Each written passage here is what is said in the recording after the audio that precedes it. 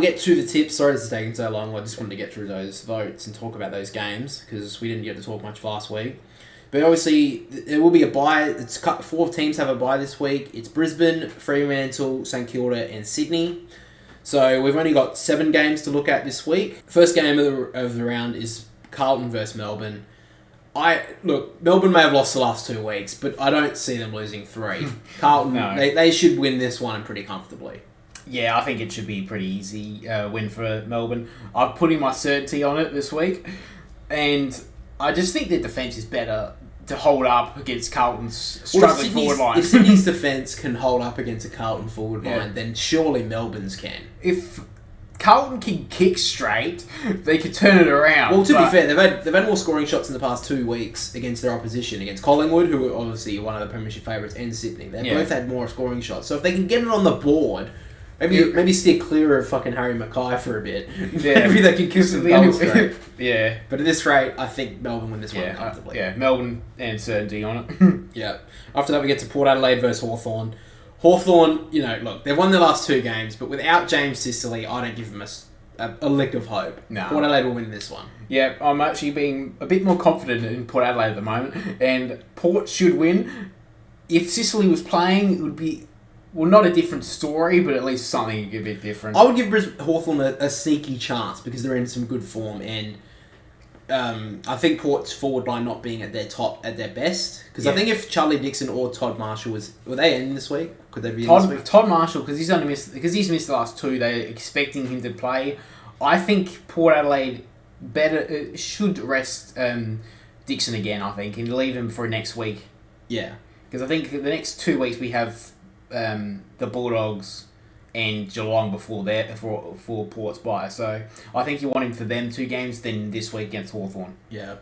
After that we get to West Coast versus Collingwood. Collingwood will win this one by like 50, 60 Well, they did win last year.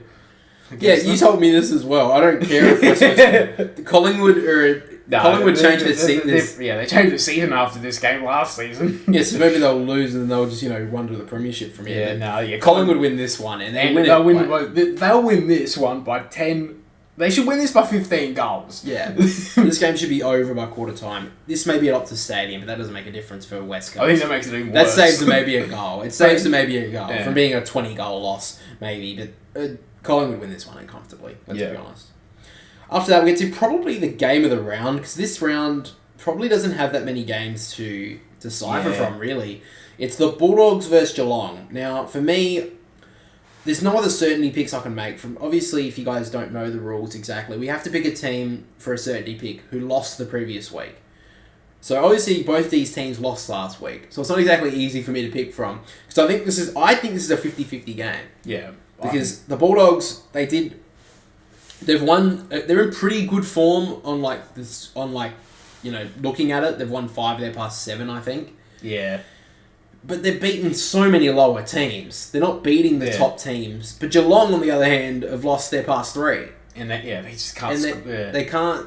They can't defend at the moment. They can't defend, and I will be putting my certainty pick on Geelong. Now, the reason why I'm going to do that is because I think Chris Scott can't let 4 go wrong. 4 losses in a row. I can't see Geelong doing that. I can see the Bulldogs losing 2 in a row. Yeah. But I can't see Geelong losing 4 in a row. And I think that Geelong get the ball in there enough to Jeremy Cameron and Tom Hawkins that they'll just get on the board enough and win this game. Yeah. I think also Stewart got into a bit of form last week. I think if he gets into form, he can at least guide them around the defence. They should be able to stop Norton, Lobb, and Jamara at the moment. So I think Geelong win.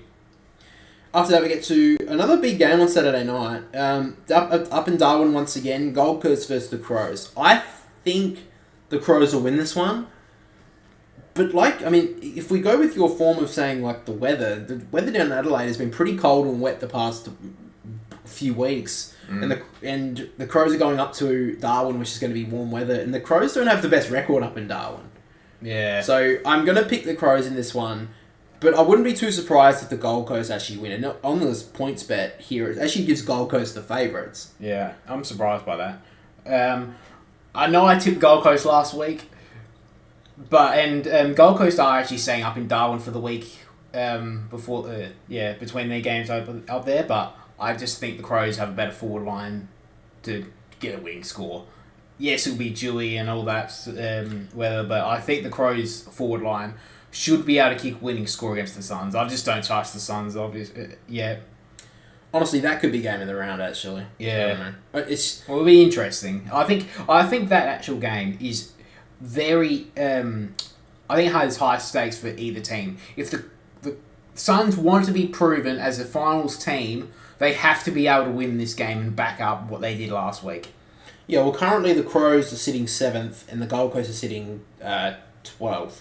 So, but they're only separated by a win and obviously a lot of percentage. So obviously, if the Gold Coast go and win this game, they're equal with the Crows. But if the Crows go and win this game, honestly, they're pushing top 4 at this rate because the Bulldogs and St Kilda are a bit on and off. Yeah. So look, we're picking both the Crows, but we wouldn't also be too surprised if the Gold Coast pull this one. Sunday is first game is Giants versus Richmond. Again, another pretty 50-50 game, to be honest. I'm going to be picking the Giants, and I think they've actually hit some form. And they will be getting... I think I'll get back Himmelberg and Haynes this week. Richmond, I've lost all faith in them now. I think that, people were saying that McWalter isn't really going for an interim coach because he's been with Dimmer Hardwick for so long that it's just like having him there as well, having him there to an extent. Yeah. But I still think when you lose your head coach mid-season, that basically shoots off the rest of Europe. I think that just basically just says we're giving up. We're not giving up, but we're not... We don't see ourselves making finals this year. So I think the Giants, even though, look, they won't make finals this year, I don't think the Giants. I think that they can actually push a few teams later in the season. And being at Giants Stadium, I give them a chance, and I think they will win this game. Do you think the Giants are the team that could influence the finals in a way? Yeah, I think we always get a team in the bottom 8 who can, pull a couple of games late in the season. We saw, I guess, Port a little bit last year. We're pulling a couple of late games, and we're a hard team to beat. Even Essendon, to an extent, they pulled a couple of late games. Yeah. There were a couple of teams late last season who were pulling games when, they didn't really have anything on the line. So I think the Giants are a big team who could decide some games in the finals, because obviously they have had some pretty big wins this season. So I give them a big chance. I'm picking them in this one. Yeah, I've went Richmond. I think, yes, it was their first game under McWalter. I think this showed a bit, Richmond. I think Richmond can win this game, and yeah, it'll be interesting. I think if you keep Shea Bolton in the midfield, they can win it. If he doesn't do that, I think Richmond lose. But I think he would keep Shea Bolton in the midfield, and Richmond will win. Finally, we get to Essendon versus North Melbourne. Look, North Melbourne have played a little bit better the last few weeks with Brett Ratton and trying to play to show some pride for their club.